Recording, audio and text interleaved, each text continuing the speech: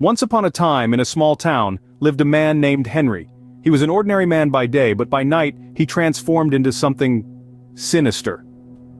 One evening, Henry found an ancient book in his attic. The book was filled with dark spells and incantations. Curiosity got the best of him, and he read one of the spells out loud. Suddenly the room darkened, and a chilling wind blew through the house. Henry felt a presence. It was as if the walls were closing in on him. He heard whispers, faint but clear, saying, "You've unleashed me." Terrified, Henry tried to reverse the spell, but it was too late. A shadowy figure emerged from the darkness, its eyes glowing red. "You are now under my control," it hissed. From that night on, Henry was never the same. He became a vessel for the dark entity, causing havoc and terror in the small town. People started disappearing, and those who remained lived in fear.